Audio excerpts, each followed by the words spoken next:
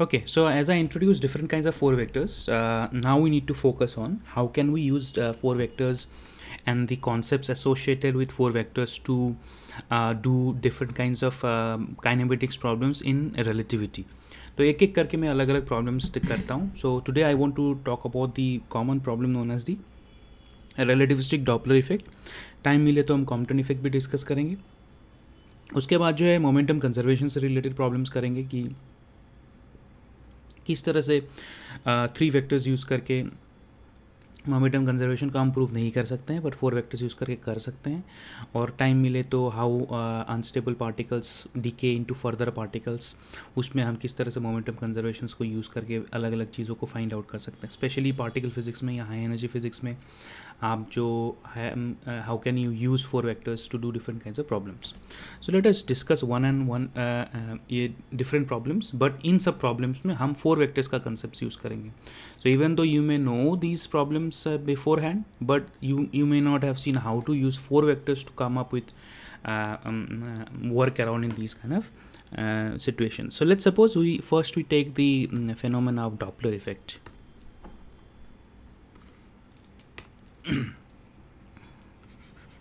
So let us first take the phenomena of Doppler effect.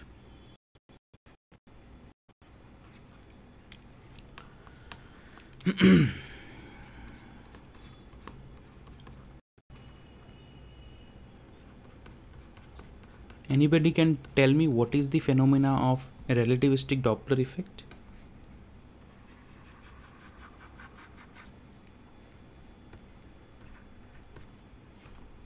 In relativity हम जब कहते हैं कि Doppler effect हो रहा है तो what do we mean by that?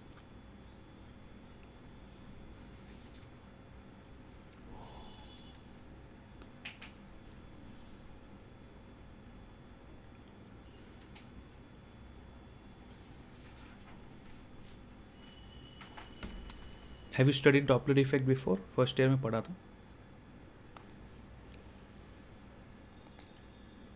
as in relativistic Doppler effect.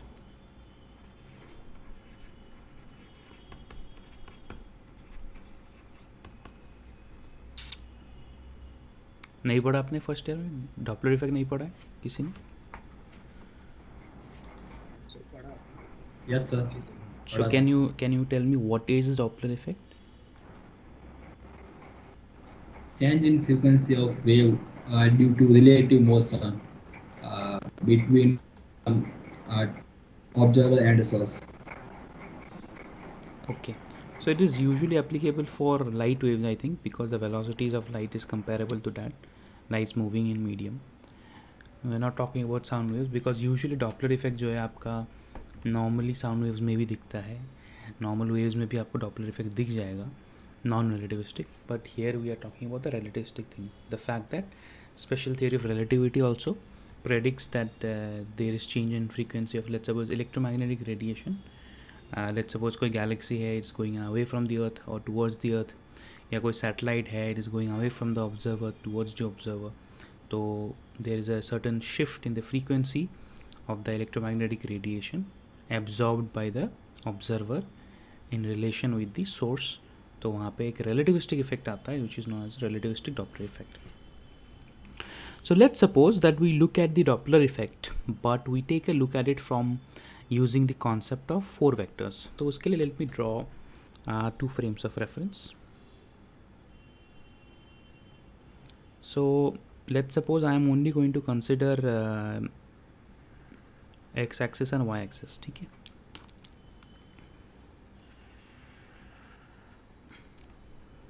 Let's suppose this is x axis, this is y axis. I'm going to draw another frame of reference.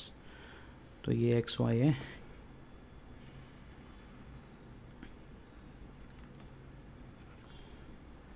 लेकिन इसके relation में you have another frame of reference.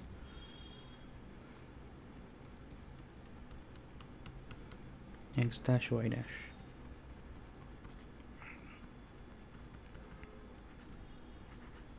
X dash y dash. तो what is x y axis?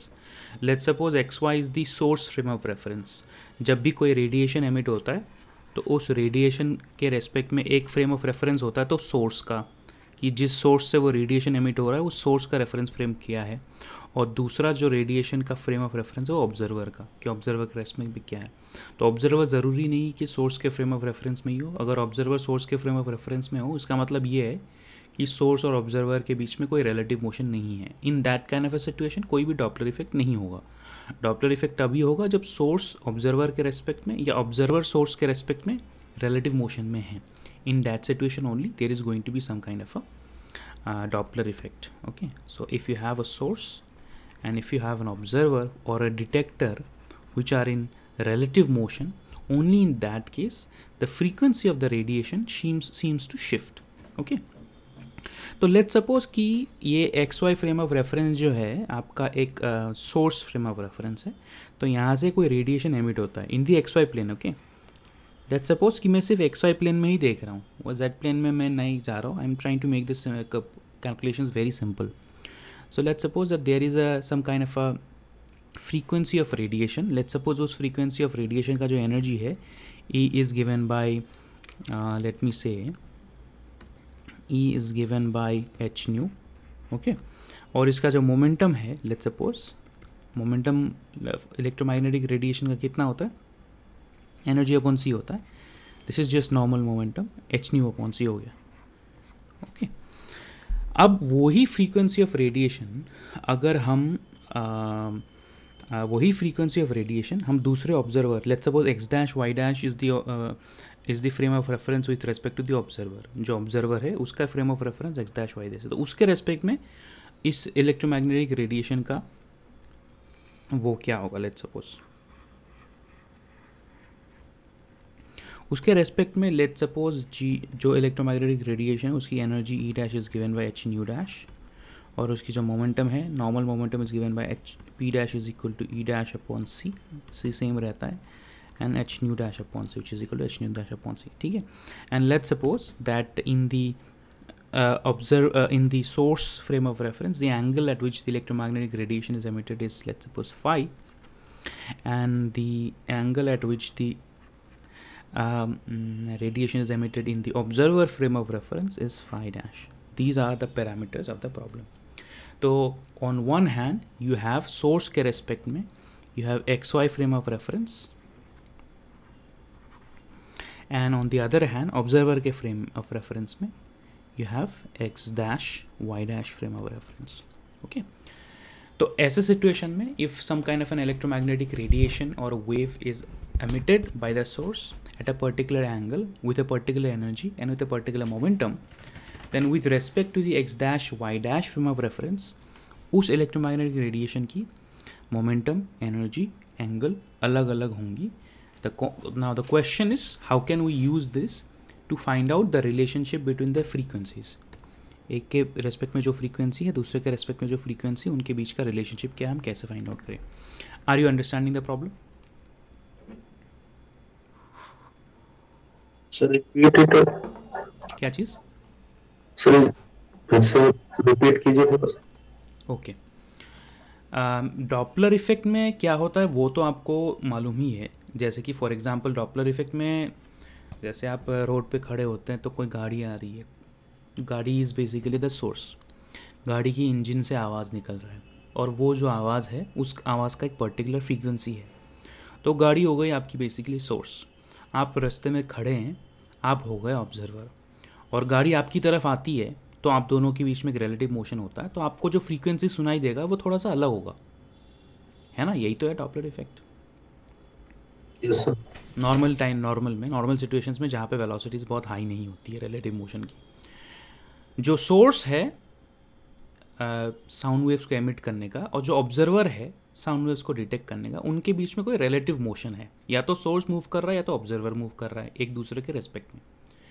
तो relativistic Doppler effect में यही होता है. Usually हम इलेक्ट्रोमैग्नेटिक रेडिएशन की बात करते हैं कि कोई सैटेलाइट है, सैटेलाइट मूव कर रही है, लेट्स सपोज यू नो कोई सैटेलाइट मूव है, जो सैटेलाइट बहुत हाई वेलोसिटी में ऊपर मूव कर रही है, और कोई ट्रांसमीटर है नीचे ग्राउंड में, और उस ग्राउंड के ट्रांसमीटर के रेस्पेक्ट में जो है जो सैटेलाइट जो रेडिएशन एमिट करती है उसकी जो फ्रीक्वेंसी है और जो ग्राउंड में एब्जॉर्व करती है उसकी जो फ्रीक्वेंसी है दोनों बराबर नहीं है. क्यों? क्योंकि सैटेलाइट बहुत हाई वेलोसिटी में मूव कर रही है with at a particular angle with respect to the ground transmitter. तो ये यहाँ पे आपको दिखाई देगा रिलेटिविस्टिक डॉपलर इफेक्ट, क्योंकि यहाँ पे इलेक्ट्रोमैग्नेटिक रेडिएशन, यहाँ पे वेलोसिटीज आर वेरी हाई। तो सेम चीज़ है, जो भी आपका सोर्स है उसकी एक फ्रेम ऑफ रेफरेंस है, जो भी आपका ऑब्जर्वर है या डिटेक्टर है उसका अपना एक फ्रेम ऑफ रेफरेंस है। एंड अगर दोनों के बीच में रिलेटिव मोशन है, मतलब अगर डिटेक्टर किसी पर्टिकुलर वेलोसिटी में मूव कर रहा है with respect to the source, तो सोर्स में अगर किसी पर्टिकुलर फ्रीक्वेंसी में रेडिएशन एमिट हो रहा है तो डिटेक्टर जो डिटेक्ट करेगा वो अलग होगा। ठीक है, तो उसी चीज़ को मैंने एक जनरल कोऑर्डिनेट सिस्टम के डायग्राम में बना दिया है। मैं कह रहा हूँ कि जो भी रिलेटिव मोशन होगा, लेट्स सपोज सोर्स का कोई रिलेटिव मोशन है, सोर्स का जो फ्रेम ऑफ रेफरेंस है वो एक्स डैश वाई डैश है, और सॉरी सोर्स का जो फ्रेम ऑफ रेफरेंस है वो एक्स वाई है, और जो डिटेक्टर है या ऑब्जर्वर है उसका जो फ्रेम ऑफ रेफरेंस है वो एक्स डैश वाई डैश है।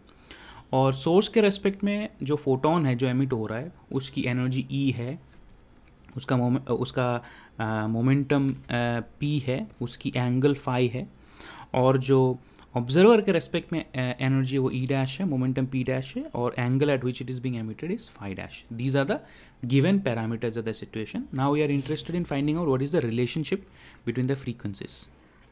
Now is it clear? Yes, sir. All right, तो let's try the problem. As you will realize, जो अगर आपको याद है कि फर्स्ट ईयर में आपने डॉपलर इफेक्ट का प्रॉब्लम कैसे किया था, आपने थॉट एक्सपेरिमेंट किया होगा कि दो है जो ऐसे एमिट हो रहे हैं, रेडिएशन एमिट हो रहा है, फिर इसके रेस्पेक्ट में आपने फिर वेलोसिटी कैलकुलेट किया होगा, फिर टाइम डायलेशन यूज़ किया होगा, फिर टाइम डायलेशन के रेस्पेक्ट में आपने फ्रीक्वेंसी कैलकुलेट किया होगा, बहुत सारा ऐसा कुछ किया होगा। तो यहाँ पे हमें ऐसा ये सब चीज़ें कुछ नहीं करनी। What we will do is simply use the transformation equations. उसके लिए let us look at the momentum. So in x Y plane first, एक बहुत ही सिंपल काइनेमेटिक्स प्रॉब्लम्स की तरह हम इसको अप्रोच करते हैं। So in x Y plane photon has energy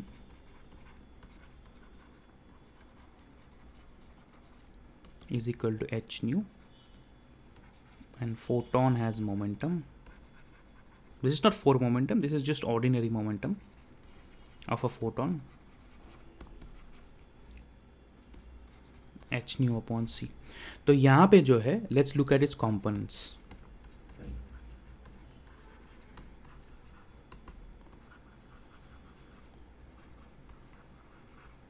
Let's look at its components.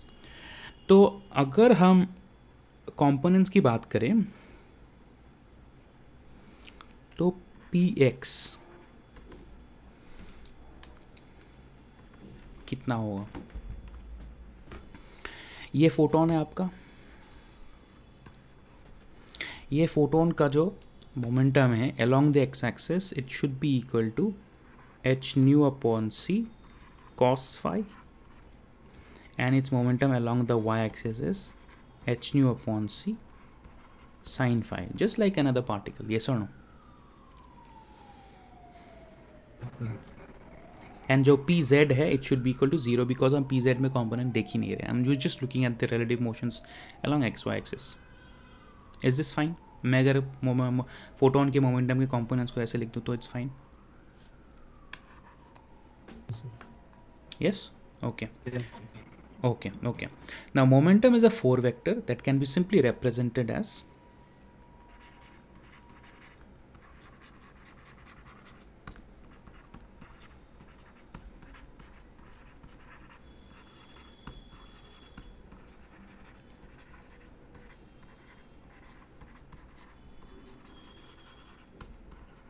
अगर photon has a momentum P nu तो हम इसको कैसे रिप्रेजेंट कर सकते हैं? इसका जो टाइम कंपोनेंट है वो ई बाई सी है, और बाकी जो कंपोनेंट्स है वो P, let's suppose P vector है। पी वेक्टर मतलब P X P Y P Z, है ना? तो ये आपका हो गया P X P Y P Z. Okay, तो जो फोटोन की मोमेंटम है उसको हम लिख सकते हैं, जो ई है, E is nothing but h nu upon c. P x आपका हो गया एच न्यू अपॉन सी कॉस फाई, पी वाई आपका हो गया एच न्यू अपॉन सी साइन फाई, पी जेड आपका हो गया 0।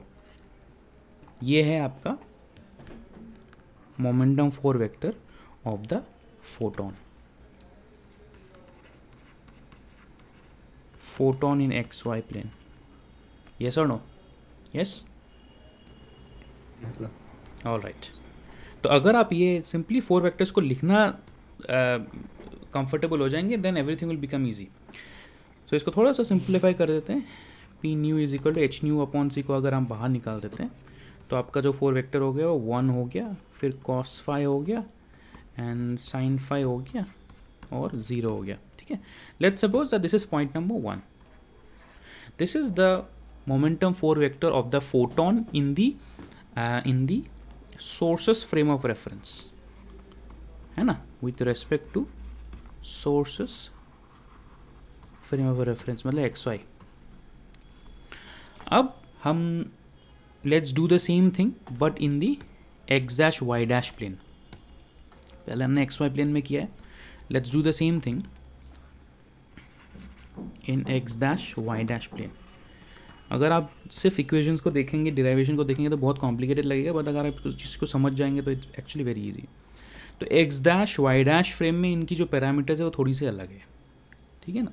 X dash Y dash frame में energy of photon is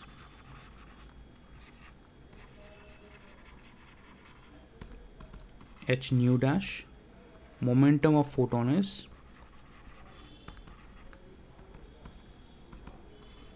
h nu dash upon c। तो ऐसे सिचुएशन में x dash y dash plane में अगर हम मोमेंटम कंपोनेंट्स की बात करेंगे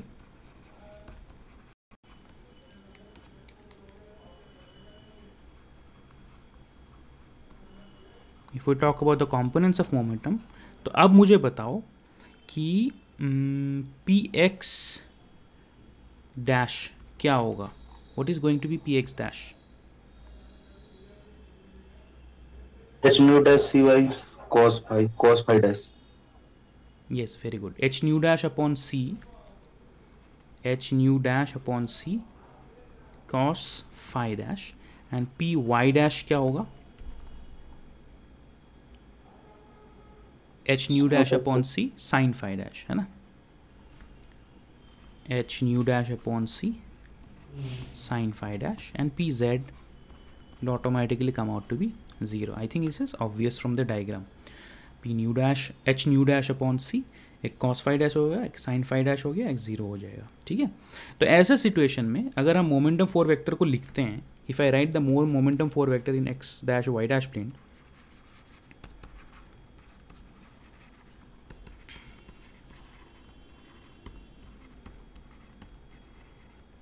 the momentum four vector in X dash Y dash plane में अगर हम लिखते हैं तो पी म्यू, इसमें बार लिख देंगे, एक्स डैश वाई डैश आ गया ना, तो let's suppose P mu bar लिख देते हैं।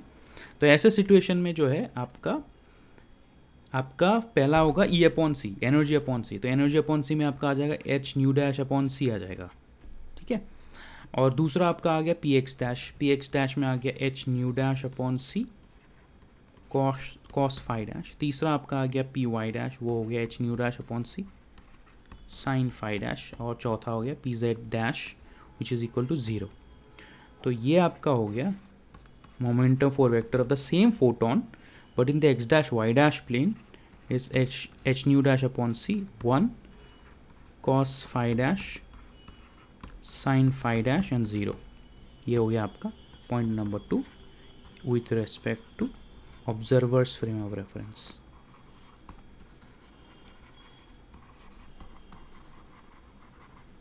यहाँ तक सबको क्लियर है? Is everything clear till here? Yes, sir.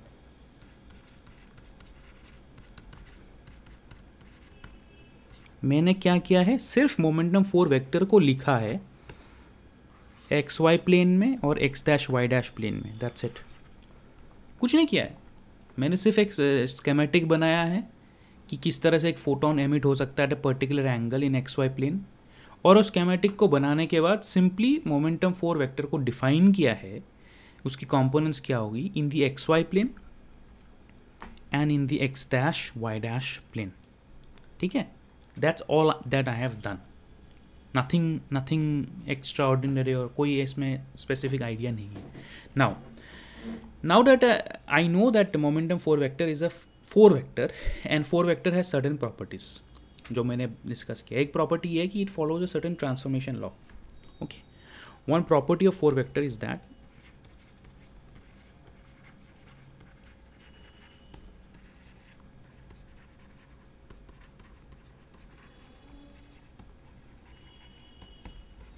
it follows a transformation law that involves the Lorentz transformation matrix. Okay, उसका फॉर्म क्या था? अगर कोई 4 वेक्टर है ए म्यू, तो S bar frame of reference में अगर उस 4 वेक्टर को लिखेंगे और एस फ्रेम ऑफ रेफरेंस में उस 4 वेक्टर को लिखेंगे, then the components of A mu and A mu bar are basically given by lambda nu mu, जहाँ पे lambda nu mu is a Lorentz transformation matrix with the components gamma minus gamma beta 0 0. अगर सिर्फ relative motion सिर्फ x axis पे है, ठीक है, relative motion यहाँ पे सिर्फ x एक्सिस पे है, ठीक है. अगर relative motion जनरल डायरेक्शन में है तो Lorentz ट्रांसफॉर्मेशन मैट्रिक्स चेंज हो जाएगा. अगर सिर्फ x एक्सिस में relative motion है तो ये Lorentz ट्रांसफॉर्मेशन मैट्रिक्स आपका हो गया ये. This is the Lorentz transformation matrix. Okay, so therefore since momentum is also a 4 vector, we can say that p mu bar is equal to lambda nu mu p mu. yes, इसमें अगर हम components को लिखें p bar 0, p bar 1, p bar 2, p बार 3 जो है ये आपका 4 vector हो गया in the x dash y dash frame of reference. That is simply equal to, अगर हम इसको प्रॉपर्ली लिखते हैं, gamma minus gamma beta 0 0 minus gamma beta gamma 0 0 0 0 1 0 0 0 0 1. This is equal to p0 p1 p2 p3. यहाँ तक clear है बेटा सब कुछ? यस सर, क्लियर है. ओके, पहले हमने सिर्फ 4 वेक्टर को डिफाइन किया, फर्स्ट स्टेप. सेकंड स्टेप मैं कह रहा हूँ कि 4 vector satisfies this property of this particular set of transformation जो हमने हर एक स्टेप में प्रूव किया है. दूसरा step, now what I am going to do is I am just going to take a look at let's suppose P not. इसको हम एक लुक लेते हैं. Let's take a look at this. Okay, if I take a look at this, what will I get? Let's take a look eight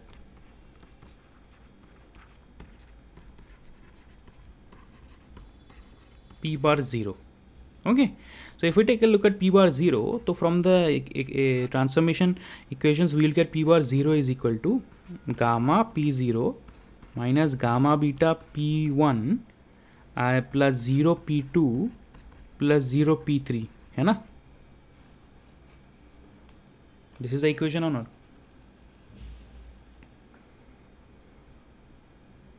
ये equation है ना? Yes sir. तो third term और फोर्थ टर्म आपका हो गया 0 और आपका रह गया क्या? p bar 0 is equal to gamma अगर बाहर आ जाता है p0 माइनस बीटा p1, ये आपका होगा इक्वेशन. ऑलराइट, तो अब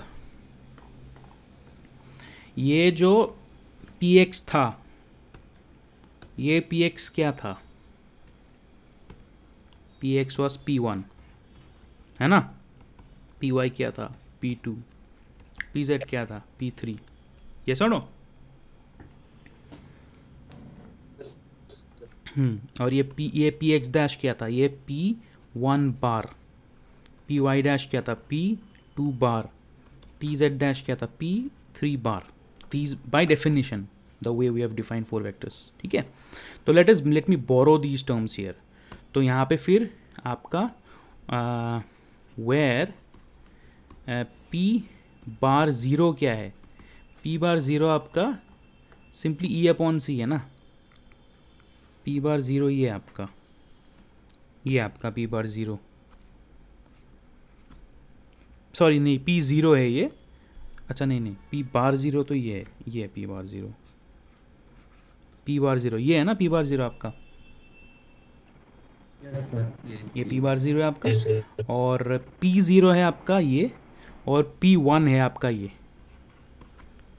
ओके। तो पी बार ज़ीरो इज़ आपका simply h nu dash upon c, p zero है आपका h nu upon C, and p कौन सा है बाकी, वन, पी वन है आपका, p one is h nu by C cos phi, है ना, h nu by C cos phi, ठीक है। एज यू विल रियलाइज इतना डिटेल में लिखने की ज़रूरत भी नहीं थी, मैं इसको सिंप्लीफाई भी कर सकता था, but it's better to write it in a whole form. So this is nothing but P bar zero is equal to H nu dash upon C, and new gamma तो गामा ही है यहाँ पे, and P zero is equal to H nu upon C minus beta, मतलब क्या होता है, V upon C होता है, beta is V upon C, ठीक है, वो तो स्टार्टिंग में हमने डिफाइन कर दिया था, and p one is equal to into h nu upon C cos phi, okay. तो इसको हम बाहर निकाल लेते हैं, h nu dash upon c is equal to gamma into h nu upon c, तो ये हो गया minus we upon C cos phi, तो यहाँ पे एच सी आपका हो गया कैंसिल, एंड फाइनली आपको जो फॉर्मूला मिलता है nu dash is equal to numerator में आपका आ जाएगा one minus we upon C cos phi, और गामा की वजह से नीचे आपका आ जाएगा root over one minus we square upon C square. यही है कि नहीं, do you remember the relativistic Doppler effect formula? Yes, sir. ये है कि नहीं वो फॉर्मूला? Yes sir, So this is it. This is the relativistic Doppler effect formula.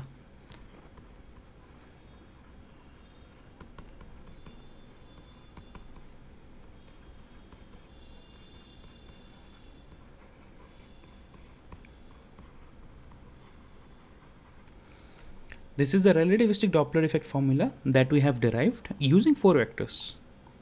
ज़्यादा कुछ नहीं किया हमने, सिर्फ सोर्स मतलब x Y frame of reference में मोमेंटम फोर वेक्टर को डिफाइन किया, फिर हमने observer that is x dash Y dash frame of reference में फोर वेक्टर को डिफाइन किया, जहाँ पे ऑब्जर्वर का जो x dash Y dash frame of reference है it is moving with some velocity v in the x axis relative motion, और फिर मैंने सिर्फ ट्रांसफॉर्मेशन इक्वेशन यहाँ लगा दिया जो ऑलरेडी फोर वेक्टर्स के लिए ट्रू है, और उस ट्रांसफॉर्मेशन इक्वेशन में भी मैंने सिर्फ पहला टर्म देखा, ओके, बाकी मैंने देखा ही नहीं, बाकी से भी प्रूव हो जाएगा, पहला मैंने टर्म देखा, दैट्स इट, ठीक है। बाकी उसे भी अलग अलग रिलेशनशिप्स आ जाएंगी, पहला टर्म हमने देखा, मतलब पहला सेट ऑफ इक्वेशंस देखा और उसको लिख दिया, जस्ट जो कंपोनेंट्स है उनको मैंने सब्स्टिट्यूट कर दिया, तो I end up getting the relativistic Doppler effect formula, that's it. In fact मैं इसको फर्दर वो कर सकता हूँ, लेट्स सपोज अगर हम सिर्फ लॉन्गिट्यूडिनल डॉपलर इफेक्ट की बात करें,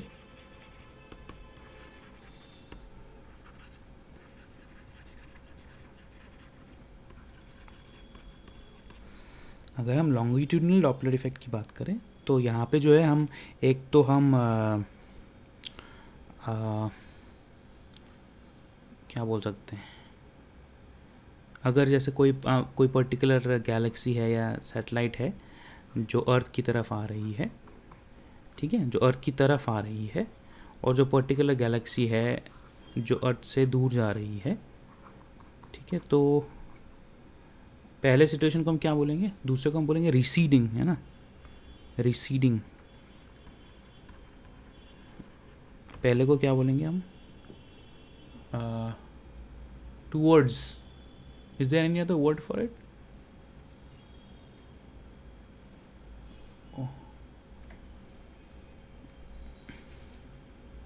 There was a word here, I forgot.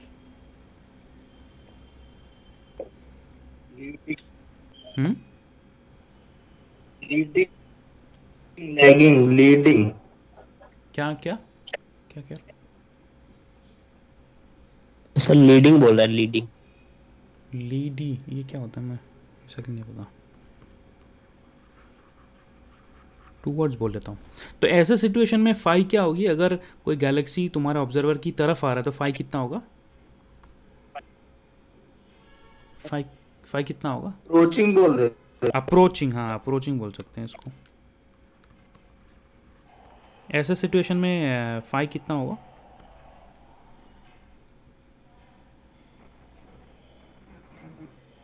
Phi कितना होगा अप्रोचिंग सिचुएशन में? Zero. 0 डिग्री होगा। और रिसीडिंग केस में फाई कितना होगा? 180. 180 डिग्रीज। ठीक है, तो अप्रोचिंग केस में आपका फाई हो गया 0 डिग्रीज एंड रिसीडिंग केस में आपका फाई हो गया 180 डिग्रीज। तो you will get two different formula for the approaching situation of longitudinal Doppler effect and receding Doppler effect. तो अप्रोचिंग के केस में nu dash is equal to nu 1 minus we upon C cos 0 is equal to 1 divided by root over 1 minus we square upon C square. तो ये आपका हो गया new root over, नीचे हो गया 1 minus we square upon C square, तो इसको लिख सकते हैं 1 minus we upon C and 1 plus v upon c. ऊपर हो गया 1 माइनस वी रूट ओवर का होल स्क्वायर, तो वो लिख सकते हैं 1 minus we upon C and 1 minus we upon c. तो ये आपका हो गया कैंसिल। तो the formula becomes for approaching longitudinal Doppler effect nu dash is equal to nu 1 minus we upon c divided by 1 plus v upon c. ये आपका approaching के case में हो गया। और रिसीडिंग के केस में आपका हो जाएगा nu dash is equal to nu 1 minus we upon C. Cos 180 degree कितना होता है? -1। तो ये हो गया आपका root over 1 minus we square upon C square. तो यहाँ पे हम लिख सकते हैं न्यू और रूट ओवर, नीचे होगा 1 minus we upon C and 1 plus v upon c, और ऊपर हो गया 1 plus v upon c into 1 plus v upon c.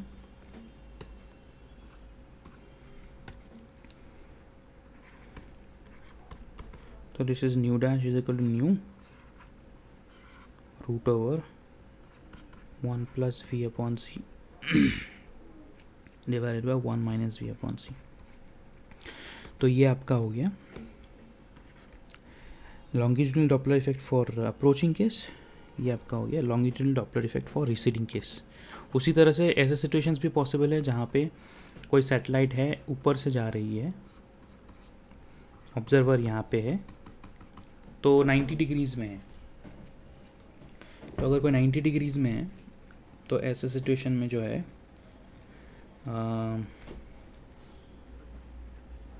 ये हो गया आपका लॉन्गिट्यूडनल केस, ये आपका हो गया ट्रांसवर्स केस। इसको बोलते हैं ट्रांसवर्स डॉपलर इफेक्ट। ये ऑब्जर्वर है ग्राउंड में, ठीक है, ट्रांसवर्स डॉपलर इफेक्ट।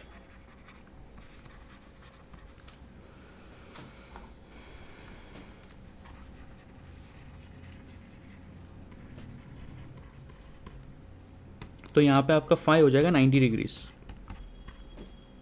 ठीक है। ट्रांसवर्स में क्या होता है, लेट्स सपोज कोई सैटेलाइट है, कोई सैटेलाइट जो है किसी ऑर्बिट में है, तो अर्थ में अगर कोई बंदा है उसके डायरेक्टली नीचे, तो इट्स 90 डिग्रीज, ना ही अप्रोचिंग ना ही रिसीडिंग, बट एट 90 डिग्रीज। ये satellite is moving this side, earth में जो बंदा है वो यहाँ पे खड़ा है, तो ये 90 डिग्रीज हो जाएगा, है ना। तो ट्रांसवर्स के केस में phi is equal to 90 degrees, phi 90 degrees हो गया, तो कॉस 90 डिग्री कितना होता है? 0। तो आपका nu dash is equal to nu 1 minus we upon c, 0 हो जाएगा ये। तो यहाँ पे root over 1 minus we square upon C square. So और nu dash is equal to nu upon root over 1 minus we square upon C square. ये हो गया आपका ट्रांसवर्स केस में, ठीक है। So this is the relativistic Doppler effect using 4 vectors. समझ में आ गया? Any questions? Yes, sir. Hello, sir. हाँ बताओ। So mu dash is apparent frequency. mu dash is the frequency measured by the observer. तो apparent ही हो गया ना वो. Apparent. Then sir, when a source is approaching towards observer, then apparent frequency should be increasing. When source is towards observer. Yes. Source is approaching towards observer. Then apparent frequency should be increasing. Okay. तो उसमें मेरा formula गलत है क्या? Sir ये approaching के लिए पाई नहीं होगा.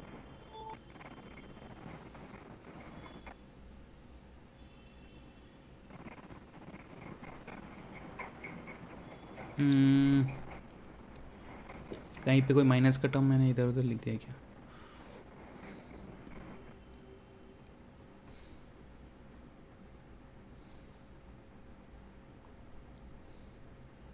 Let me check the formula. Just give me 1 second. Formula कहाँ है मेरा?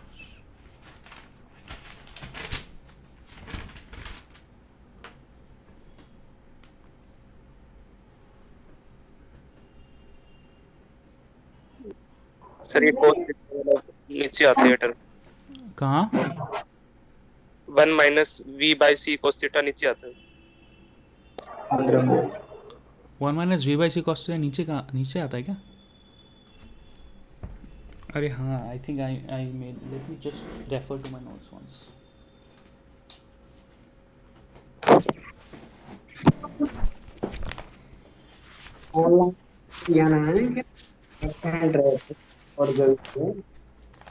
बॉस एकदम मजाक है बात. बेटा म्यूट कर लो यार. Just give me 1 second. मैंने यहाँ पे उल्टा लिख दिया. आई थिंक म्यू डैश और म्यू को उल्टा लिख दिया. या एक्चुअली क्या है, यहाँ पे X dash Y dash is moving with respect to the observer. तो यहाँ पे उल्टा हो जाएगा. अगर X dash Y dash observer है,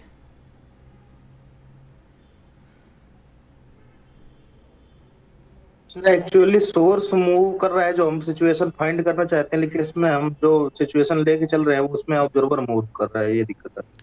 हाँ, तो फिर मैं इसको रीडिफाइन कर देता हूँ. मुझे रीडिफाइन करेंगे तो ठीक हो जाएगा. मैंने इसको एक्स डैश वाई डैश को वो बोल दिया ना, ऑब्जर्वर बोल दिया.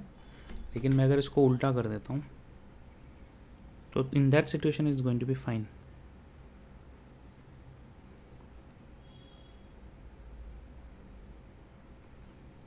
तब ठीक हो जाएगा ये.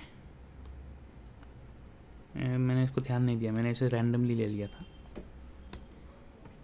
अब ये ठीक हो जाएगा. Now it's going to be fine. Now it's going to be fine, completely fine. कैसे? आपका जो फॉर्मूला हो गया वो बेसिकली ये हो गया.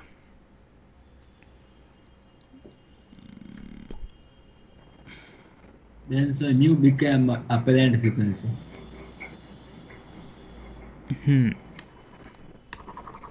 आपका ये mu is equal to mu dash के टर्म्स में आ गया. Mu is equal to mu dash के टर्म्स में आ गया ये. 1 minus we square upon C square 1 minus we upon C cos i. ठीक है, सब ठीक ही था एक्चुअली. मैंने डेफिनेशंस को उस तरह से ले लिया. तो म्यू डैश या फिर म्यू नॉट, ये म्यू हो गया आपका अपैरेंट फ्रीक्वेंसी. अब ठीक है ना? Now it's fine.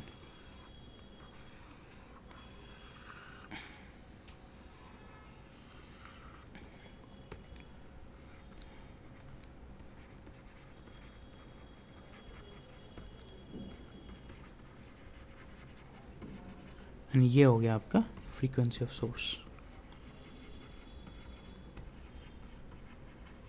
और ये आपका हो गया फाई डैश हो गया ना. यहाँ पे फिर फाई डैश हो जाएगा यहाँ पे.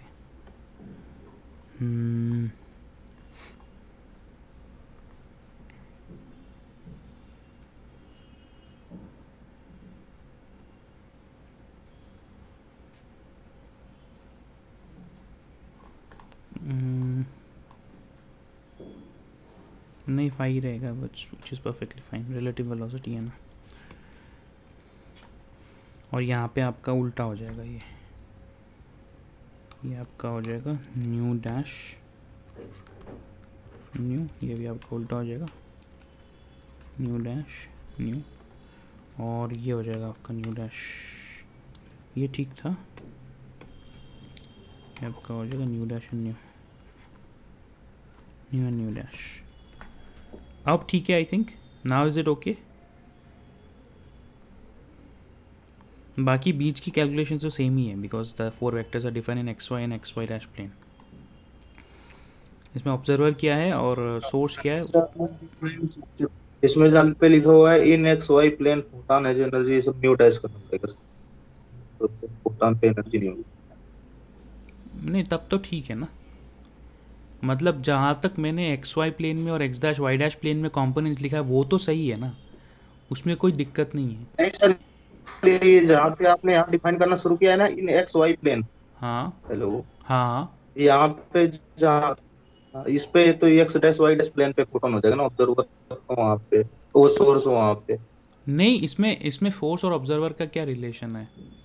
इसमें तो एक्स वाई प्लेन में जो भी रेफरेंस फ्रेम है एक्स वाई प्लेन, उसमें ये एनर्जी और ये कंपोनेंट्स है, और एक्स डैश वाई डैश में भी यही है। ये तो हमने स्टार्टिंग में क्या एज्यूम किया था, ऑब्जर्वर कौन है सोर्स कौन है, वो डेफिनेशन के ऊपर है ना, मैंने वो उल्टा कर दिया, बाकी सब तो सेम रहेगा ना बीच में, बाकी दिक्कत थोड़ी है। यहाँ पे एक्स वाई प्लेन में तो यही है ना, एक्स वाई प्लेन में क्या दिक्कत है? एक्स वाई प्लेन में तो फोटोन की एनर्जी और फोटोन का मोमेंटम ये है, X dash Y dash plane में फोटोन की एनर्जी और मोमेंटम ये है, ट्रांसफॉर्मेशन इक्वेशंस ये है, तो ये आपका सोल्यूशन है। लेकिन जस्ट क्वेश्चन ये था कि जो ऑब्जर्वर है मूविंग है या सोर्स मूविंग है, तो सोर्स मूविंग अगर है, क्योंकि जो यहाँ पे हमने अप्रोचिंग और रिसीडिंग का केस लिया है उसमें हम सोर्स मूविंग को लिख रहे हैं ना, अप्रोचिंग केस में और सोर्स मूविंग को ले रहे हैं, तो सोर्स अगर मूविंग है तो in this situation X dash Y dash source बन गया आपका, X dash Y dash plane source बन गया और एक्स वाई ऑब्जर्वर बन गया, तो X dash Y dash source बन गया, तो सोर्स फ्रीक्वेंसी होगी न्यू डैश, सोर्स फ्रीक्वेंसी होगी आपकी nu dash, and observer detect करता है न्यू, तो न्यू हो गया आपका अपेरेंट फ्रीक्वेंसी। आई थिंक इसमें कन्फ्यूजन तो खत्म हो जाना चाहिए। Is that okay? Yes, now it's okay, sir. हाँ, नाउ इट्स फाइन। थोड़ा सा कैलकुलेशन में मैंने उल्टा यहाँ लिख दिया, बट कोई दिक्कत नहीं है, नाउ इट्स फाइन। ऑलराइट,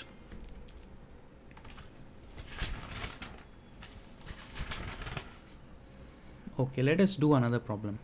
इसमें और कोई डाउट तो नहीं है ना डॉपलर इफेक्ट में? दूसरा प्रॉब्लम करें फिर।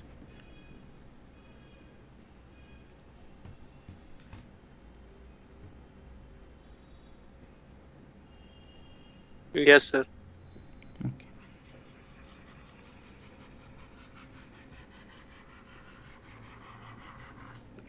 मोस्ट ऑफ द टाइम्स जो 4 वेक्टर से रिलेटेड प्रॉब्लम्स होती हैं वो 2 तरह की होंगी। एक जिसमें आप ट्रांसफॉर्मेशन लॉ को देखते हैं, जैसे कि हमने यहाँ पे किया, हमने यहाँ पे सिर्फ ट्रांसफॉर्मेशन इक्वेशंस को देखा और उसी से हमने कोई कंक्लूजन डिराइव किया रिलेटिविस्टिक काइनेमेटिक्स से रिलेटेड, वो एक है। दूसरा है conservation law.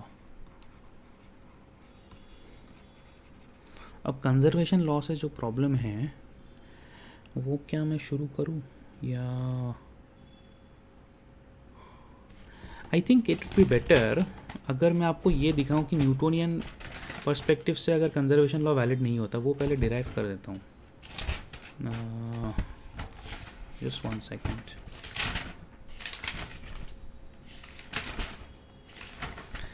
Basically conservation of 4 momentum की मैं बात कर रहा हूँ, लेकिन कंजर्वेशन ऑफ 4 मोमेंटम करने से पहले मैं I want to show you something. What I want to show you is that conservation of Newtonian momentum is not frame independent.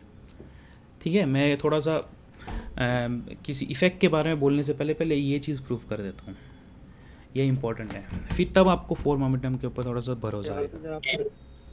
The conservation of, हाँ क्या बोल रहे हैं? यहाँ पे आपने ट्रांसवर्स डॉपलर इफेक्ट म्यू और म्यू डैश को चेंज कर दिया।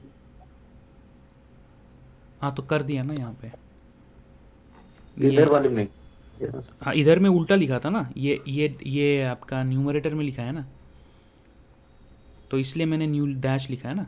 एक ही बात हो गई ना, न्यू डैश इधर आएगा तो न्यूमरेटर डिनोमिनेटर चेंज हो जाएगा ना। ये डिनोमिनेटर में है ना, जबकि फॉर्मूले में न्यूमरेटर में आ गया।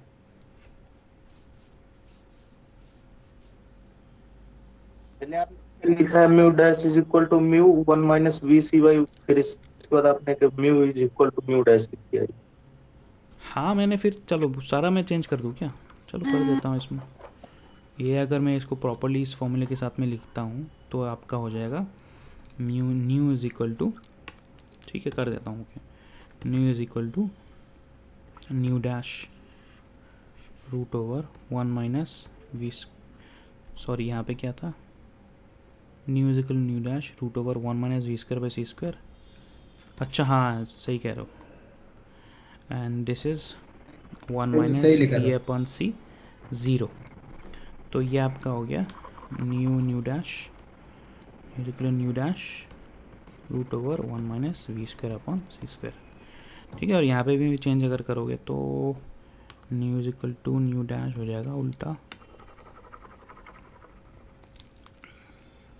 Root over 1 minus we square upon C square, और नीचे आ जाएगा 1 माइनस वी अपॉन सी 1, और nu is equal to nu dash यहाँ पे आ जाएगा root over 1 minus we square upon C square, 1 minus we upon C minus 1। तो यहाँ हो जाएगा 1 माइनस प्लस, और यहाँ आ जाएगा माइनस माइनस, और यहाँ आ जाएगा माइनस प्लस माइनस, और जाएगा प्लस प्लस। तो यहाँ हो गया म्यू डैश भी आएगा सर, मल्टीप्लाई म्यू डैश होगा। हाँ म्यू डैश, तो यहाँ पे हो गया प्लस माइनस, और नीचे हो गया plus plus.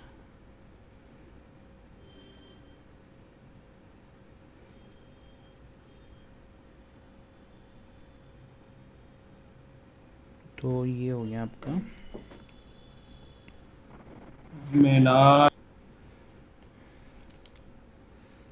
New is equal to nu dash plus upon minus, and nu is equal to nu dash minus upon plus. अब ठीक है, अब आई थिंक फाइनल सब ठीक है।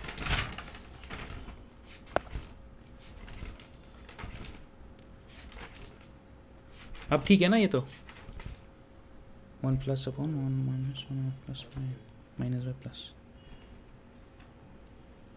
नाउ इट्स फाइन ना, both the equations, all the equations are correct, ठीक है okay. So conservation of, I want to prove a point, conservation of Newtonian momentum, conservation of Newtonian momentum. Newtonian का मतलब ऐसा नहीं कि नॉन रिलेटिविस्टिक की बात कर रहे, मतलब लेकिन हम जब जैसे फर्स्ट ईयर में तुम लोग पढ़ते हो वो न्यूटोनियन अप्रोच होता है, बट इसमें रिलेटिविटी का टर्म जो गामा फैक्टर है वो हम इंक्लूड कर देते हैं। तो conservation of Newtonian momentum is not frame independent.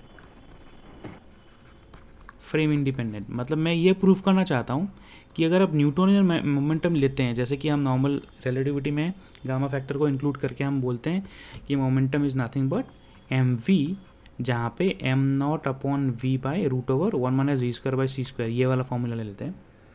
तो ये तो ठीक है, लेकिन प्रॉब्लम इसके साथ ये है कि कंजर्वेशन नहीं प्रूव कर सकते हैं इसके साथ। मतलब कि अगर मैं एक फ्रेम ऑफ रेफरेंस में ये कंजर्वेशन होल्ड ट्रू करेगा, दूसरे फ्रेम ऑफ रेफरेंस में नहीं करेगा। तो ये थोड़ा सा एक इम्पॉर्टेंट चीज़ है, सिंपली एक फील करने। ये सवाल तो शायद नहीं आएगा, आ भी सकता है, कि कहना मुश्किल है, बट मोस्ट लाइकली नहीं आएगा, लेकिन इसको समझना ज़रूरी है, ठीक है। तो एक काम करते हैं हम, let us take an example of collision in let's suppose S frame of reference. Collision में क्या होता है, अगर आप इलास्टिक कलीजन है तो मोमेंटम जो है, मोमेंटम एनर्जी दोनों कंजर्व्ड होती है। वैसे तो दोनों ही, इन इलास्टिक में भी मोमेंटम कंजर्व होगा। तो लेट्स सपोज मैं दो सिचुएशंस लेता हूँ कि बिफोर कलीजन क्या होगा, ठीक है, और आफ्टर कलीजन क्या होगा। बिफोर कलिजन में लेट्स सपोज आपके पास कोई मास है और वो मास m है, जो लेट्स सपोज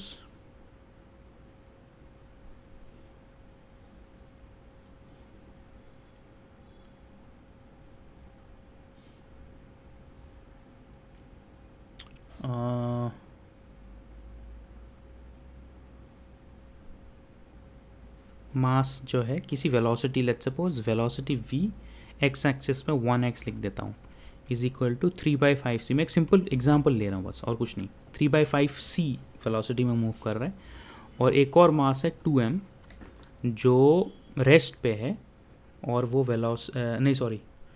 वो उसकी वेलोसिटी 2x है 0।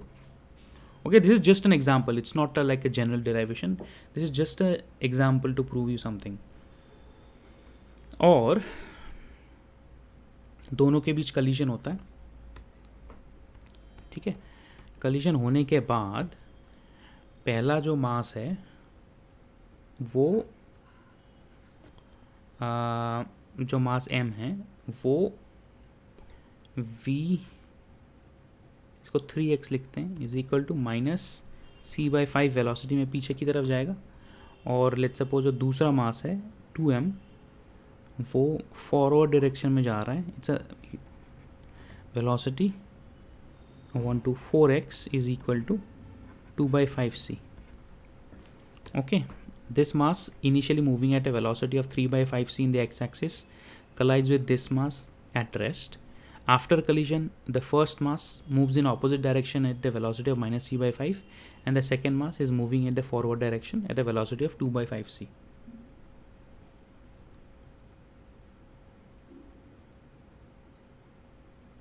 Is this okay? Yes, sir.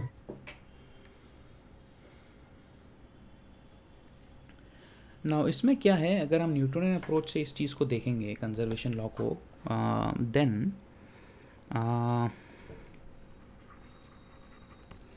अगर हम टोटल मोमेंटम कैलकुलेट करते हैं, total momentum before collision, total momentum before collision is simply equal to, let's suppose m v1x plus 2m v2x। तो m v1x क्या है, m v1 is 3/5c and 2m v2x क्या है 0। तो ये हो गया आपका 3/5 mc। और अगर हम कैलकुलेट करेंगे total momentum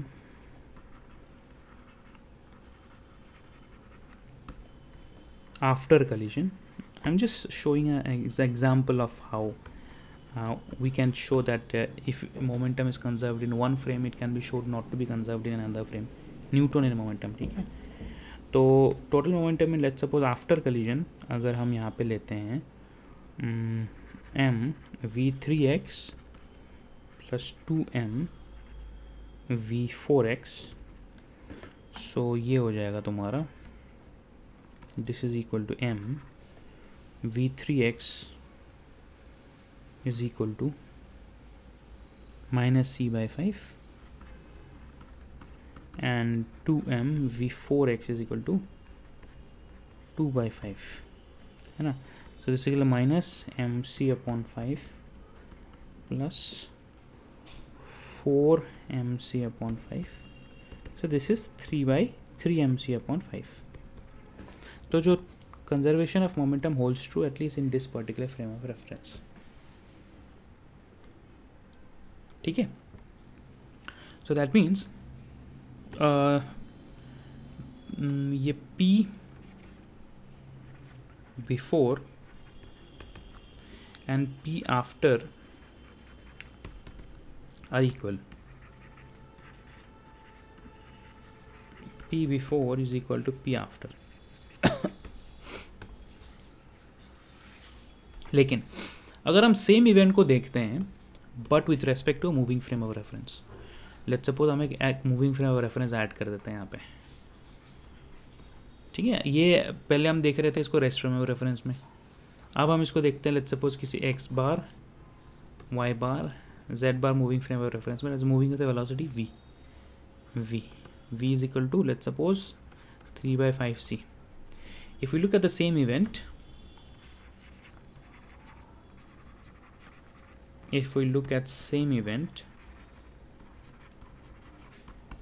but from x bar, y bar, z bar frame of reference,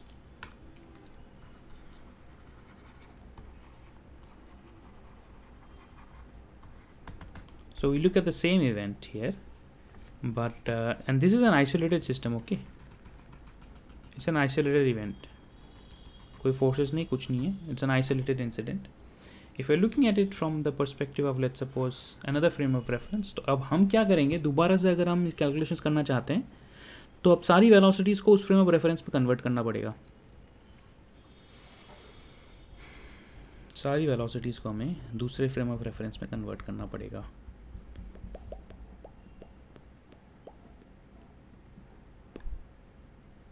है ना, सारी वेलोसिटीज को दूसरे फ्रेम ऑफ रेफरेंस में हमें कन्वर्ट करना पड़ेगा। तो हमें क्या कैलकुलेट करना है, तो हमें अब दूसरे फ्रेम ऑफ रेफरेंस के रेस्पेक्ट में हमें वेलोसिटी कैलकुलेट करना पड़ेगा v1x bar and v2x bar and v3x bar and v4x बार, है कि नहीं? क्योंकि अगर दूसरे फ्रेम ऑफ रेफरेंस से हम देख रहे हैं तो सबकी वेलोसिटीज तो चेंज हो जाएंगी ना।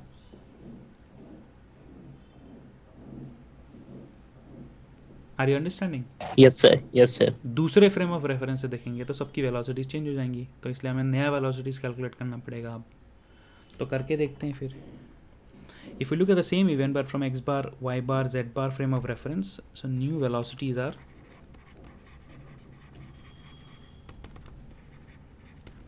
तो लेट्स सपोज मैं कैलकुलेट करता v1x बार, है ना, v1x बार। तो v1x बार जो है इसका फॉर्मूला क्या था अगर आपको याद है, ux minus we upon root over 1 minus ux v upon C square, ऐसा कुछ था ना, if I remember correctly. ux dash is equal to ux minus V divided by 1 minus ux v upon C square. यहाँ पे मैंने dash की जगह पे लेफ्ट हैंड साइड में बार लिख दिया है, यही फॉर्मूला था ना, यही था ना फॉर्मूला वेलोसिटी ट्रांसफॉर्मेशन का। ठीक है, तो ux क्या हो गया यहाँ पे, ux हो गया आपका, ux हो गया आपका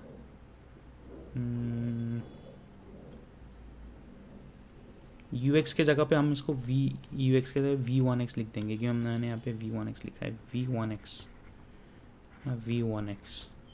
ओके। तो v1x is equal to 3/5c, 3/5c। v कितना है, v भी है यहाँ पे 3/5c है, ठीक है, 3/5c, 3/5c divide by 3/5c, 1 minus 3/5c square हो गया अपॉन 1/c स्क्वायर हो गया। तो ये तो हो गया आपका 0, है ना। तो v1x बार आपका हो गया 0, है ना, v1x बार इज 0। और v2x बार क्या होगा, v2x बार का फॉर्मूला क्या था,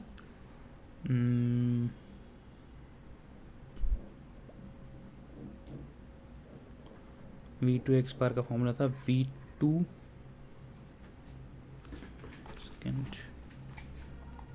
v2x बार ये था ना, हाँ सेम ही फॉर्मूला है, v2x minus v divided by 1 minus v2x v upon C square. तो ये हो गया आपका v2x पहले कितना था, 0 था, 0 minus 3/5c divided by 1 minus 0 हो गया।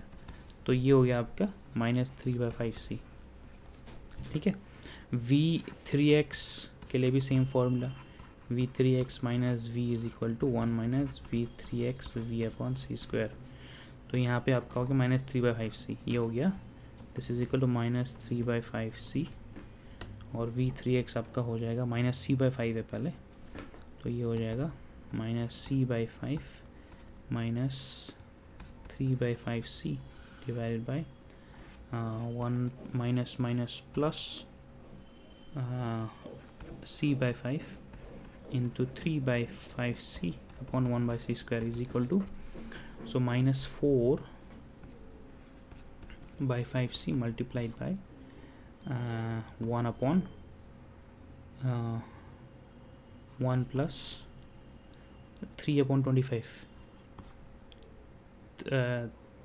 3/25 है ना ये. So this is equal to minus 4/5c into 25 plus 3 28/25. तो ये हो गया आपका 5 कैंसिल आउट हो गया. दिस इज़ 5 एंड 2 से ये हो गया 2 and this is equal to 28 का हाफ 14 7.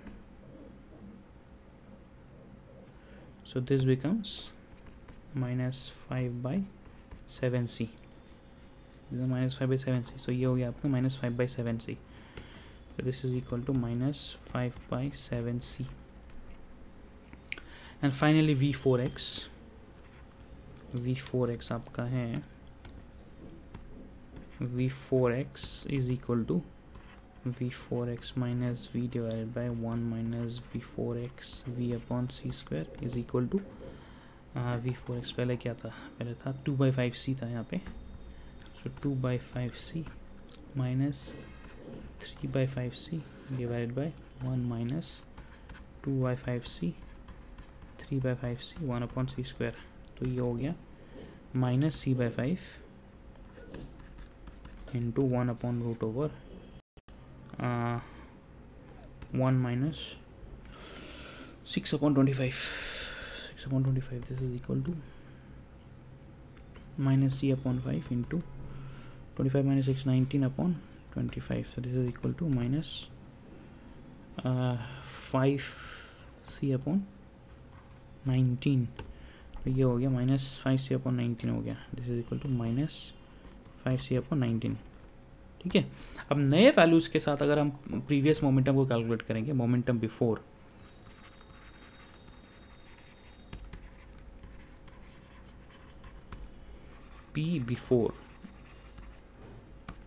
p बार बिफोर, तो p बार बिफोर क्या होगा, m v1x बार प्लस 2m v2x बार है ना.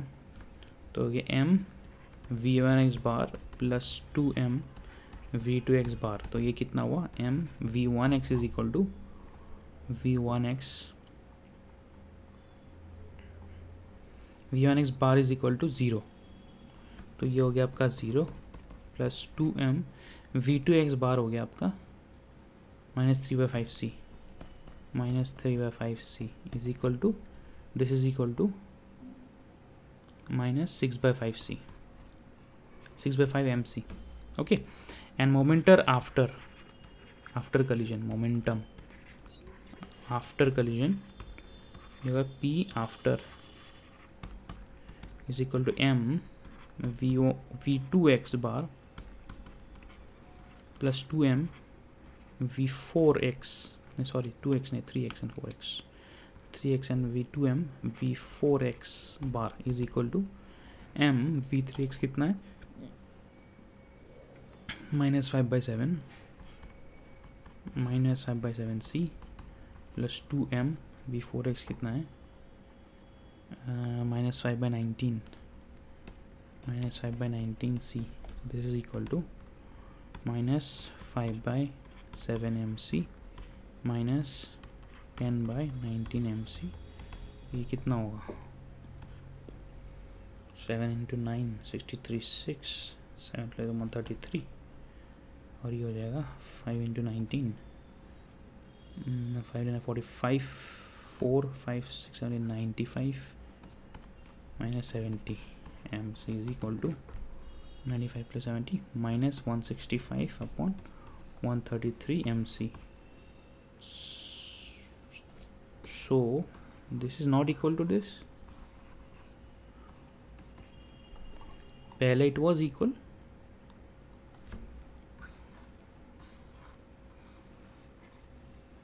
it was equal, in one frame of reference, but in another frame of reference it is not equal. Sir Yeah. Hello sir, जब second frame of reference पे हम मतलब momentum consider कर रहे हैं तो इसमें से मास भी तो रिलेटिव होना चाहिए, मास रिलेटिव के हाँ, मास रिलेटिव Velocity- मैंने न्यूटोनियन लिया ना, दैट्स मैंने स्टार्टिंग में स्पेसिफाई नहीं किया था कि मैं आई टुक न्यूटोनियन मोमेंट। मैंने सिर्फ वेलोसिटी का रिलेटिविस्टिक ट्रांसफॉर्मेशन लिया है, वेलोसिटी का ट्रांसफॉर्मेशन लेके मैंने किया है। I did not do transformation of the mass. Mass तो नहीं लिया जाएगा।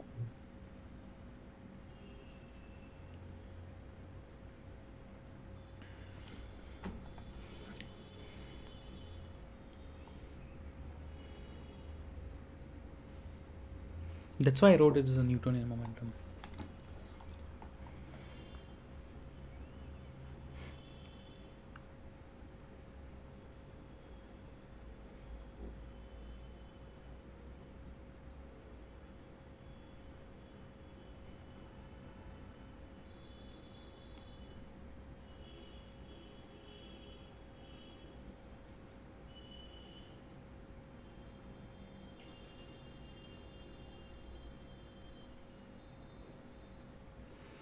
और अगर इस चीज़ को एक चीज़ में देखें, let's suppose,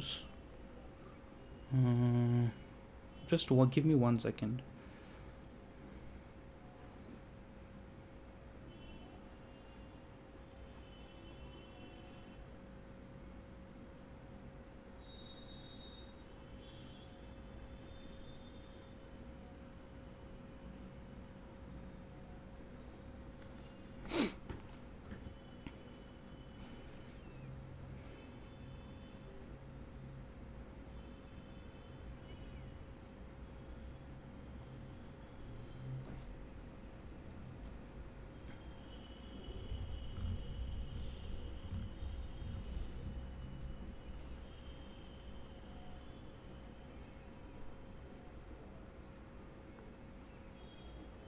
Just give me 1 second, let me figure it out.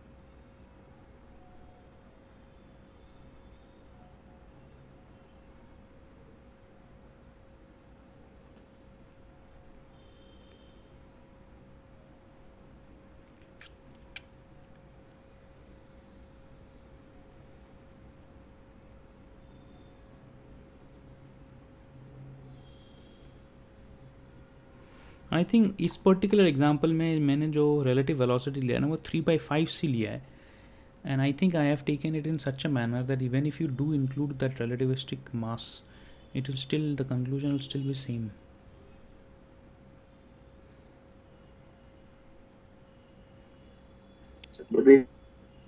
Relative mass लेने से कोई डिफरेंस नहीं होगा क्योंकि दोनों में सेम होगा, बट कैलकुलेशन मतलब जो वैल्यू आएगी वो डिफरेंस होता है।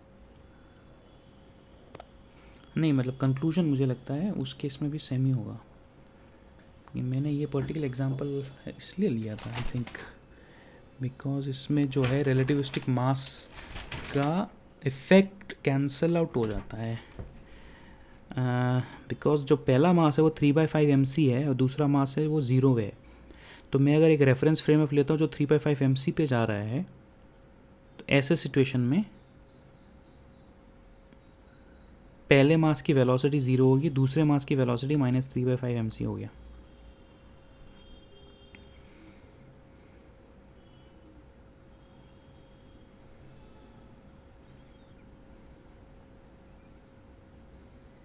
तो गामा फैक्टर दोनों ही सेम ही हो गया ना।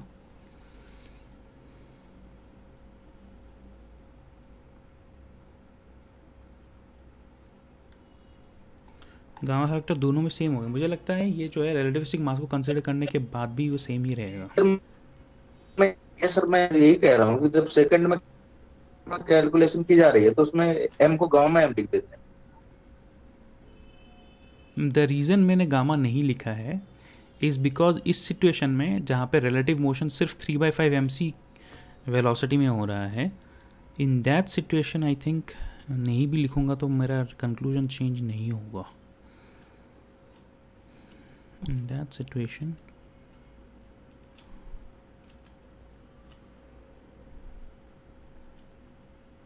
गामा का फैक्टर आ भी जाएगा ना तो कंक्लूजन शायद चेंज नहीं होगा यहाँ पे।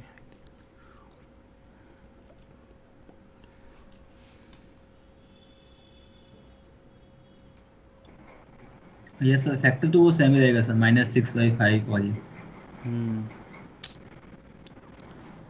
एक बार आप अलग से इसको एक बार करके देखना, I think it's going to be the same conclusion, because मैंने जब ये लिखा था उस टाइम पे I took this particular example ताकि मुझे गामा लेना ना पड़े, अदरवाइज गामा लूँगा तो कॉम्प्लिकेशन थोड़ा ज़्यादा हो जाएगा, कंक्लूजन चेंज नहीं होगा। इसीलिए मैंने रिलेटिव मोशन यहाँ पे 3/5 से लिया है ताकि मुझे गामा का फैक्टर इंक्लूड ना करना पड़े।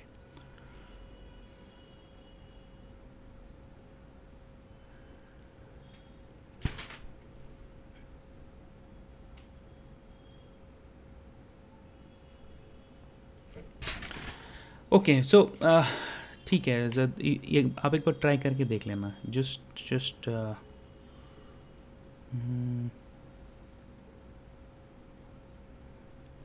तो 5/4 m नॉट आ जाएगा ना, तो m की जगह 4 m नॉट आ जाता है, बस इतना ही फर्क आता है, दोनों में भी होगा। हाँ but conclusion is going to be the same ना।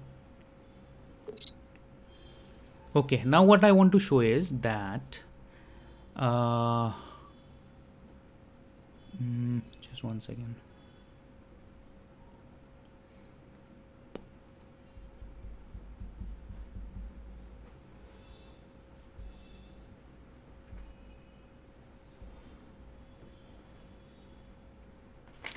Now what I want to show is that जो न्यूटोनियन पर्सपेक्टिव से इस तरह से हम अगर कंजर्वेशन मोमेंटम को देखते हैं from two different frames of reference, it does not hold true, but अगर हम 4 वेक्टर्स यूज़ करेंगे तो then it does hold true.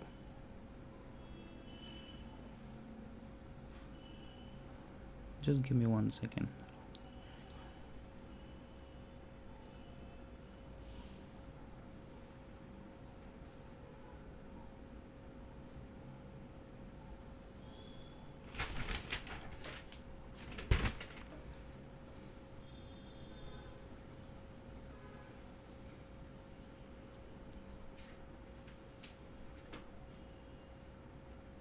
Okay, so let me show that, but the conservation momentum holds true in 4 vector case.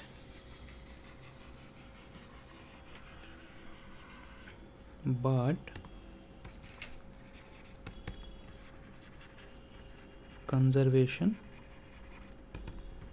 of momentum 4 vector is valid। ठीक है, momentum 4 vector में हम इसको conservation law को valid दिखा सकते हैं। न्यूटन में केस में we can not show it, but इसके केस में हम दिखा सकते हैं। तो let me take an example, नहीं इन जनरली हम ले सकते हैं। तो लेट्स सपोज कि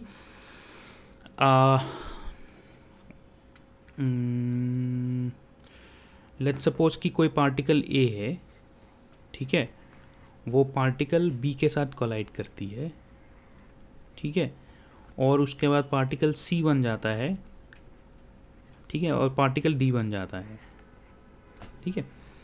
तो ऐसा सिचुएशन में अगर हम कंजर्वेशन ऑफ मोमेंटम को लिखेंगे, हम बोलेंगे कि जो पार्टिकल ए है उसका 4 वेक्टर प्लस जो पार्टिकल बी है उसका 4 वेक्टर इज इक्वल टू जो पार्टिकल सी है उसका 4 वेक्टर प्लस जो पार्टिकल डी है उसका 4 वेक्टर, ठीक है, इन 1 frame of reference.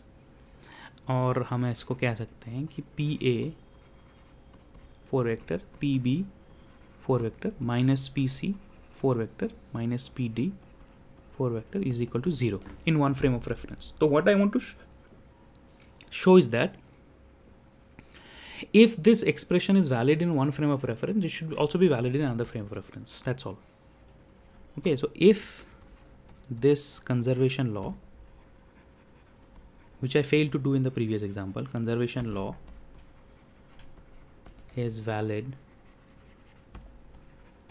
in one frame of reference.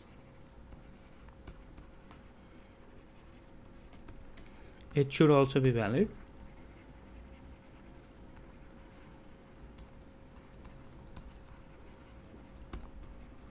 in another inertial frame of reference.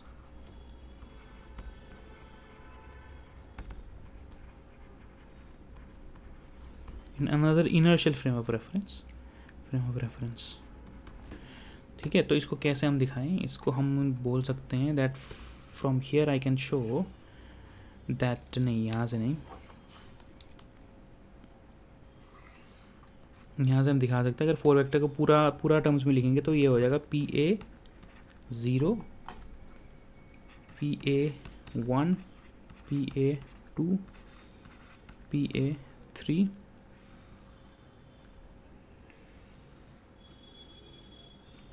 Plus PB0, PB1, PB2, PB3 plus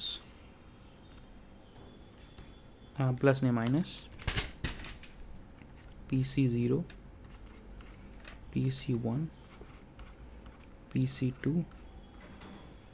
PC3 minus PD0, PD1, PD2 and PD3.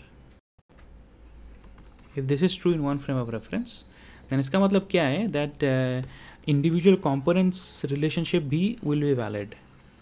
मतलब relationship with respect to each components will also be valid.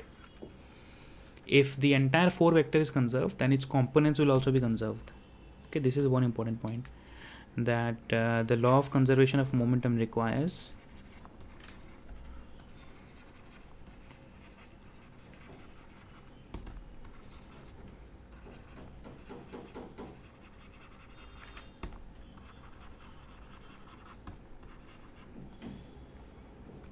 that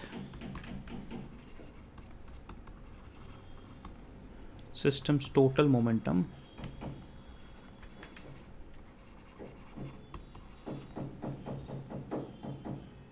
is conserved separately for all components, मतलब time components, space components, everything separately, all components. मतलब for example हम कह सकते हैं PA0 plus PB0 minus PC0 minus PD0 is equal to true, is equal to 0। मतलब ये it is valid अगर हम ऐसे देखें तो। उसी तरह से हम बाकियों का भी देख सकते हैं, लाइक PA1 बाकियों का भी देख सकते हैं, PB1 इस तरह का बाकियों का भी हम देख सकते हैं।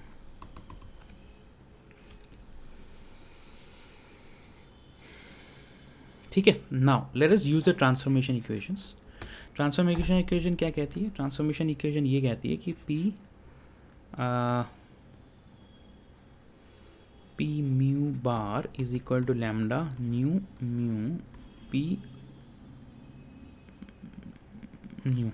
Okay, so transformation equation tells us that P bar 0, P bar 1, P bar 2, P bar 3 is equal to gamma minus gamma beta 0 0 minus gamma beta gamma 0 0 0 0 1 0 0 0 0 1. This comes out to be P0, P1, P2, P3.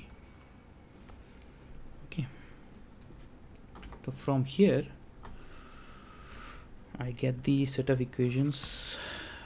First equation, P bar 0 is equal to gamma P0 minus gamma beta P1, ये पहला equation है, ठीक है, and पहला equation है। दूसरा equation है P bar 1 is equal to minus gamma beta P0 plus gamma P1, ठीक है, and P bar 2 is equal to P2 and P bar 3 is equal to P3। तो मेरे को 3 इक्वेशन मिल जाता है यहाँ पे, 1 2 3 4।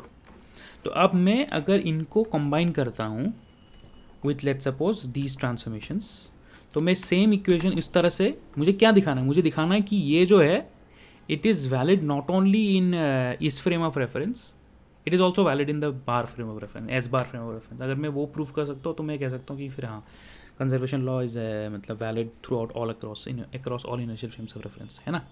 तो मैं सिर्फ एक इक्वेशन को प्रूफ करने की कोशिश करूँगा, लेट्स सपोज इसको, अगर मैंने इसको प्रूफ कर दिया तो मैं बाकियों को भी सिमिलर फैशन में प्रूफ कर सकता हूँ, ठीक है, but in the S bar frame of reference, in S bar frame of reference, ठीक है।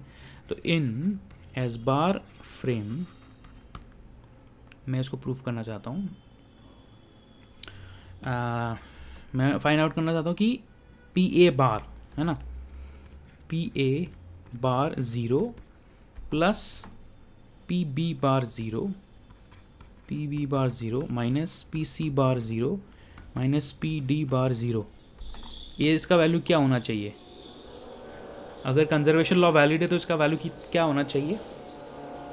0 होना चाहिए। मतलब कि अगर ये जो है एस फ्रेम ऑफ रेफरेंस में वैलिड है, ये एस फ्रेम ऑफ रेफरेंस में वैलिड है कंजर्वेशन लॉ, तो अगर conservation law across all inertial frames of reference consistent है तो इन दैट केस इसका वैल्यू 0 होना चाहिए। तो लेट मी चेक कि क्या ये 0 होता है या नहीं होता है। तो पी बार ए 0, पी बार ए 0 में क्या लिखेंगे? Gamma P A 0 minus gamma beta P A 1, ठीक है,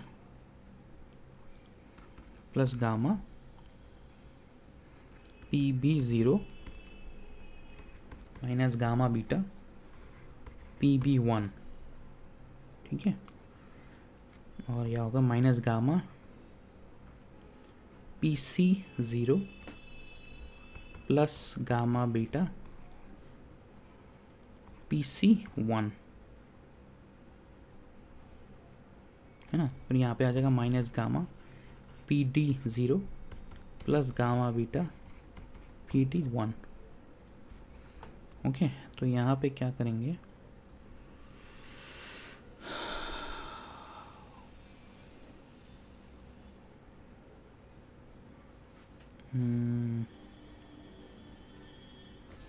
this can be written as gamma p a 0 plus gamma p b 0 minus gamma p c 0 minus gamma p d 0, ये एक टर्म हो गया।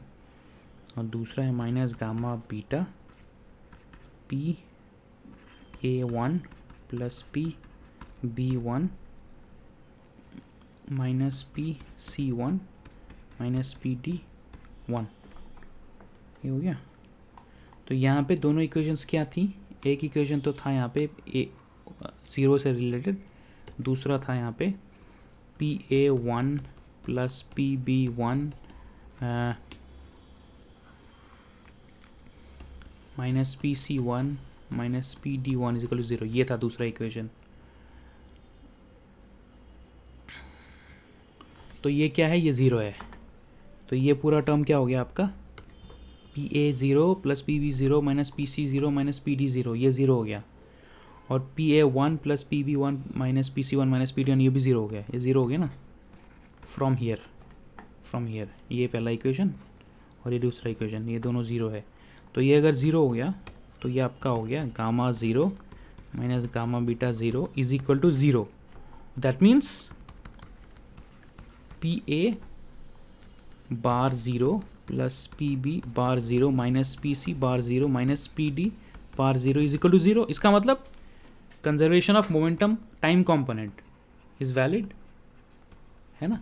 Conservation of time component of momentum, time component of momentum is valid in S bar frame. Are you understanding, beta?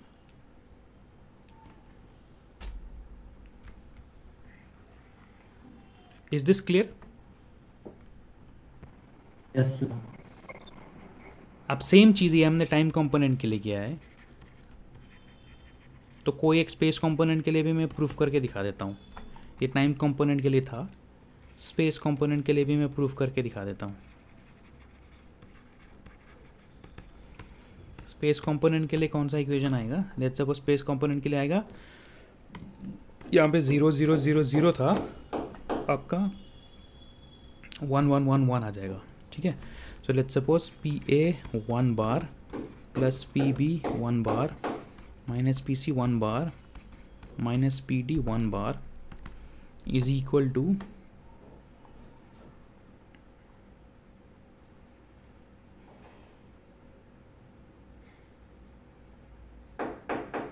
अगर हम यहाँ से substitute करेंगे from point number 2 minus gamma beta P not plus gamma P 1, तो minus gamma beta P not plus gamma P 1, ये है ना, minus gamma beta P not plus gamma P 1, तो ये ए हो गया आपका. और यहाँ पे भी आ जाएगा minus gamma beta P not plus gamma P 1, ये बी हो गया.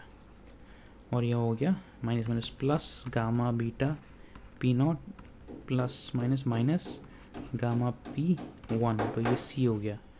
और plus gamma beta P naught D minus gamma P D 1, तो यहाँ पे आपका आ जाएगा minus gamma beta P not a plus P not be minus p not C minus p naught d, और यहाँ पे आ जाएगा plus gamma P 1 a plus p 1 b minus p 1 c minus p 1 d. तो ये तो क्या हो गया, ये क्या है, ज़ीरो है ना, ये ज़ीरो था यहाँ पे, ये यहाँ ज़ीरो था, तो ये ज़ीरो हो गया, तो ये भी फाइनली हो गया ज़ीरो, ये भी हो गया आपका zero ultimately. So that is P A 1 bar plus P B 1 bar minus P C 1 bar minus P D 1 bar is equal to 0. So similarly we can also prove for the other cases. Similarly we can also prove that PA 2 bar plus PB 2 bar minus PC 2 bar minus PD 2 bar is equal to 0, and PA 3 bar plus PB 3 bar minus PC 3 bar minus PD 3 bar is equal to 0. So combining all of these, let's suppose combining equation number A and equation number B जो हमने proof किया, और हम C और D को proof कर सकते हैं चाहे तो. I think it is obvious from here. Combining A, B and C, A, B and C, D, हम क्या प्रूफ कर सकते हैं, हम कह सकते हैं P mu A bar plus P mu B bar minus P mu C bar minus P mu D bar is equal to 0. This is valid, yes और नो? ये वैलिड है कि नहीं?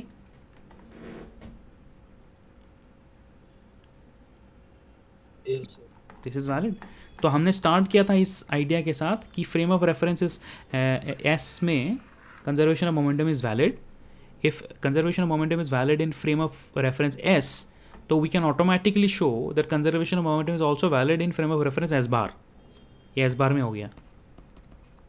तो इसका मतलब है conservation law of momentum is consistent across inertial frames of reference, अगर हम मोमेंटम 4 वेक्टर की बात करते हैं तो.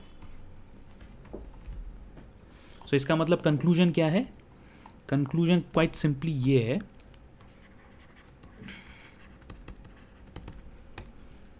If momentum is conserved in S frame, then it is also conserved in S bar frame. Are you understanding बेटा? सबको समझ में आ गया? एस फ्रेम में अगर मोमेंटम कंजर्व्ड है तो एस बार फ्रेम में भी Yes, वो sir. कंजर्व्ड होगा, ठीक है, which means that momentum conservation is consistent across all initial frames of reference. अगर हम 4 वेक्टर्स ले तो मैंने यहाँ पे 4 वेक्टर्स लेकर ये चीज़ दिखाया है, ना कि न्यूटोनियन मोमेंटम लेकर के। और ये चीज़ बहुत ही इंपॉर्टेंट है, क्योंकि इस चीज़ को हम हर एक तरह के पार्टिकल फिजिक्स में जो रिएक्शंस होते हैं, न्यूक्लियर फिजिक्स में जिस तरह कलिजन्स होते हैं, अलग अलग सब एटॉमिक पार्टिकल्स जो बहुत हाई वेलोसिटीज़ के साथ मूव करते हैं, तो वहाँ पे हम कंजर्वेशन ऑफ मोमेंटम को as a universal law use कर सकते हैं in terms of 4 vectors. In terms of 4 vectors, we can use this concept, which is very very important. This is very very important. वैसे तो ये obvious है, लेकिन मैंने आपको प्रूव करके दिखा दिया दोनों चीज़ें कि न्यूटोनियन अप्रोच में इसको नहीं वैलिड है, लेकिन अगर हम 4 वेक्टर्स लें तो then it becomes valid.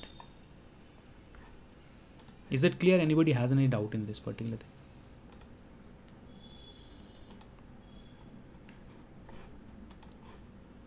Is this idea clear बेटा? Yes, sir. Okay.